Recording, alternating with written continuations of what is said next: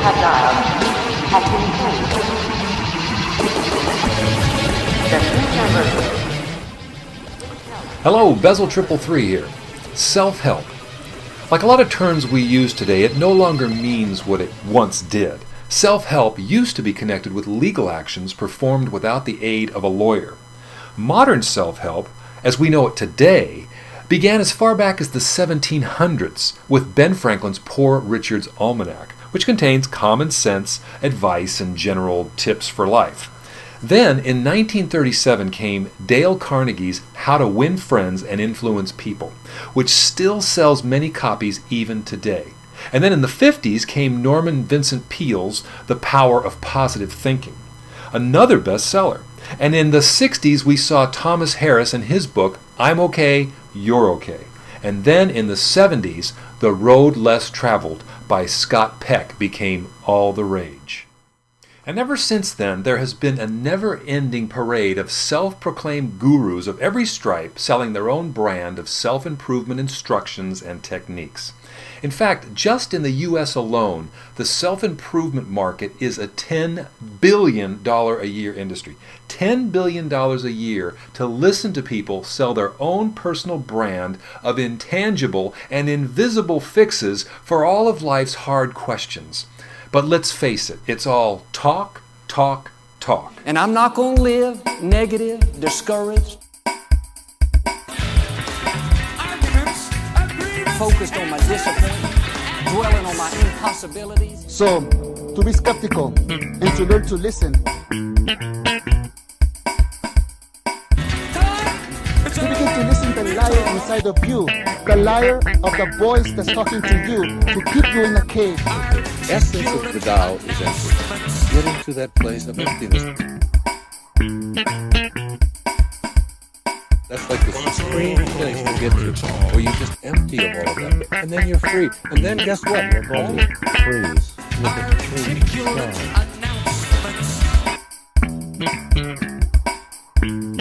People walking. Every moment is alive. It was wonderful. Who would you be without your story? Love? Yes. Yes, you would be what we don't have the awareness of yet.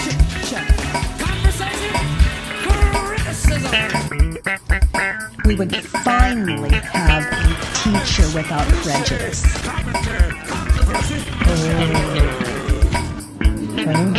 Stop and ask yourself, what do you really want? See, the only prerequisite is, can you see it? Can you see it on the screen of your mind? If you can see it on the screen of your mind, you're quite capable of doing it. See, when you don't trust in yourself, you're not trusting in the wisdom that created you.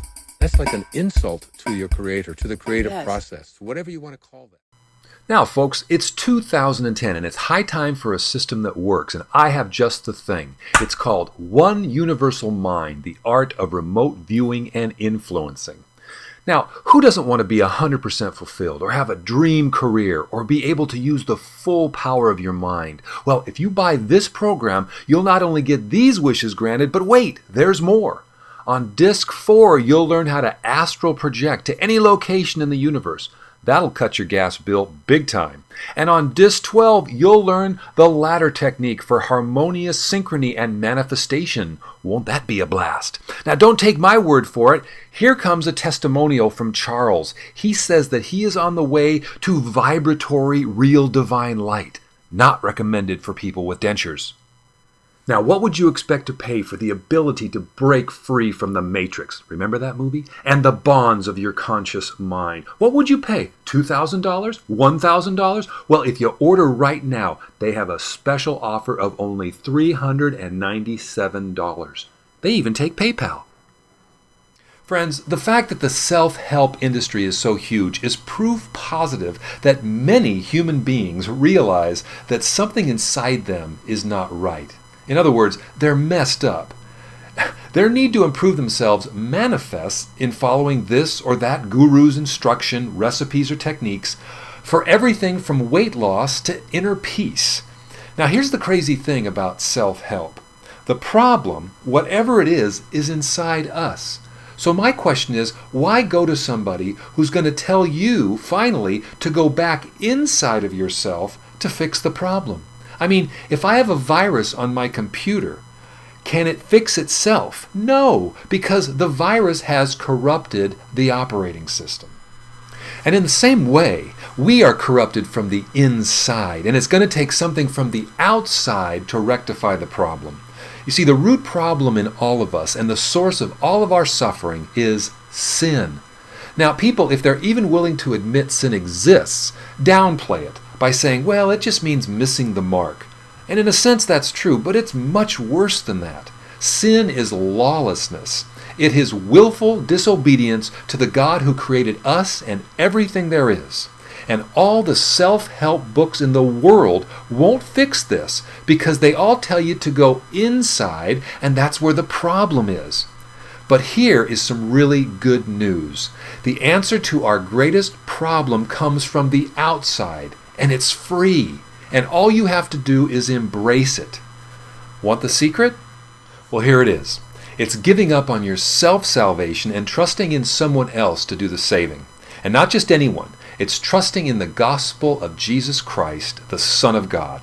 It's trusting that by His perfect, sinless life, His despicable, torturous death as your substitute, and His being raised from the grave 3 days later, will save you from your greatest enemy, which is your sinful nature and the terrible consequences that come from it. Now, there's no time to explain this further, but pick up that old dusty Bible from the shelf and read the Gospel of John. It's not self-help. It's God Himself clothed in flesh, and He will accept you and give you new life if you will only embrace Jesus Christ and what He did for sinners like you. Get on board with reality and leave the head games behind. Years ago, we published the book of the 4 agreements. Be impeccable with the word. Don't take anything personally. Don't make assumptions, and always do your best. Who would have thought moments are in your future? You need to get ready. They are coming your way. I declare it. I believe. Self-observation needs to be there to see the arising of any negativity. Means ego is there. The arising of stress means ego is there because stress implies I need the future moment more than I want this one. I want the next moment more than I want this moment. An observer of reality, a lover of what is. Yeah. Without attaching all of this meaning to it. I am woman sitting in chair with friend. Yeah. That's it. I'm just reporting the facts here. That's how my life changed. I started to believe in me. I started to find out things about me. Call that, if you want to call it God, because all of us and all the religions that are out there, they all pray to the same God, and then they ask this God the same God that everybody prays to divide itself up and argue against one person or another. Before it can ever go out this way, you have to learn to love yourself. Because the Bible says love your neighbor as you love yourself, and it's simple, very simple. It's so profound.